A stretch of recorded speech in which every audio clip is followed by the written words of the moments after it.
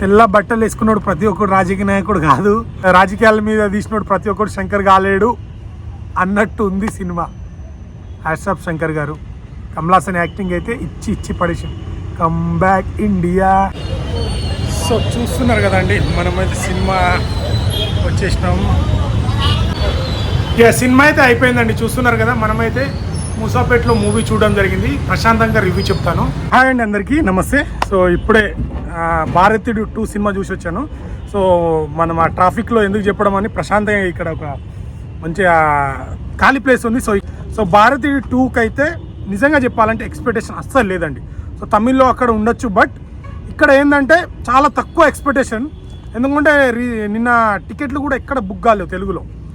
So తెలుగులో అయితే ఎక్కడ బుక్ కాలేదు. బట్ సో ఏదో చాలామంది భారతీయుడికి, కమల్ హాసన్కి, శంకర్ గారికి చాలామంది ఫ్యాన్స్ ఉంటారు కాబట్టి సో అలా కొంతమంది రావడం జరిగింది. అయితే ఫస్ట్ హాఫ్ అయితే ఓకే, యావరేజ్ అనిపించింది. అంటే యావరేజ్ అంటే మనకు భారతీయుడు చూసినాం కదా, సెకండ్ హాఫ్ ఇంటర్వెల్ ముందు వచ్చి ట్విస్ట్ వస్తుంది. సో హైలైట్ ట్విస్ట్ ఉంటుంది. ఇంకోటి ఏంటంటే ఫస్ట్ హాఫ్ని ఇంకా బెటర్గా రాసుకోవాల్సింది. సో ఓకే, ఎందుకంటే సెకండ్ హాఫ్ చూసిన తర్వాత సో దాన్ని లింకప్ అన్నట్టు ఉంటుంది. ఇక సెకండ్ హాఫ్లోకి వెళ్తే శంకర్ మార్క్ 100% సెకండ్ హాఫ్లో కనిపించింది. ఇంకోటి కమల్ హాసన్ యాక్టింగ్ అయితే నెక్స్ట్ లెవెల్ ఉంటుంది. అండ్ మెయిన్గా చెప్పుకోవాల్సింది, సినిమాని నెక్స్ట్ లెవెల్ తీసుకెళ్ళింది ఇంకో ప్లస్ పాయింట్ ఏదైనా ఉందంటే బ్యాక్గ్రౌండ్ మ్యూజిక్ నెక్స్ట్ లెవెల్ ఉంది సెకండ్ హాఫ్లో. అండ్ దీంట్లో ఏదైనా మైనస్ ఉందంటే సాంగ్స్, ఒక సాంగ్ తప్ప మిగతాదంటే అది అంతా అంటే అదే ఒక మైనస్. ఫస్ట్ హాఫ్ కొద్దిగా స్లో నేరేషన్, ఫస్ట్ హాఫ్ కొద్దిగా డల్ ఉంటుంది.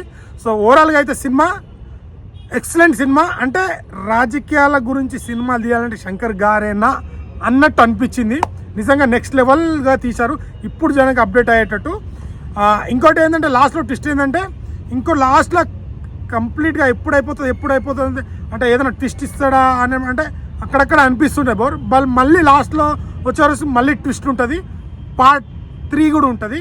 సో చాలా అంటే చాలా బాగుంది. ఇంకో ఫస్ట్ హాఫ్లో ఇంకా కొద్దిగా రాసుకోవాల్సింది, అక్కడ మనకు బోర్ అనిపిస్తుంది. అంటే ఇవన్నీ మనం చూసేసామే అని అనిపిస్తుంది. బట్ ఖచ్చితంగా ఈ సినిమా చూడాలి. ఎందుకంటే ప్రజెంట్ జరుగుతుంది, మన రాజకీయ నాయకులు కానీ ఎవరైనా చేసేది, ఎవరైనా కళ్ళ తల్లిదండ్రులు కానీ ఎవరైనా చేసేది ఇదే అన్నట్టు అనిపిస్తుంది. నిజంగా చాలా సెకండ్ హాఫ్ అయితే నెక్స్ట్ లెవెల్ ఉంది.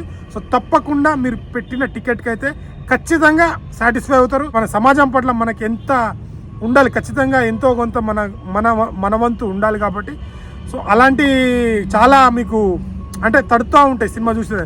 బట్ మనం అవి చేస్తామో చేయమో అనేది నెక్స్ట్. బట్ చూసినంత అయితే ఫీలింగ్ వావ్ అనిపిస్తుంది.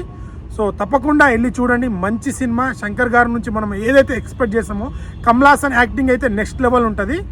సో ఖచ్చితంగా మంచి మెసేజ్, మంచి సినిమా. ఖచ్చితంగా మీరు థియేటర్కి వెళ్ళి చూస్తేనే మీరు మంచిగా ఒక ఫీల్ అనిపిస్తుంది. మీతో వెళ్ళాల్సిన సినిమాకి ఒక్కరు చూడాల్సిన సినిమా. నాకైతే బాగా నచ్చింది. సో మీకు కూడా నచ్చుతుంది అనుకుంటున్నా. So thank you so much. Next కంటెంట్తో మీ ముందుకు వస్తాను. Thank you so much.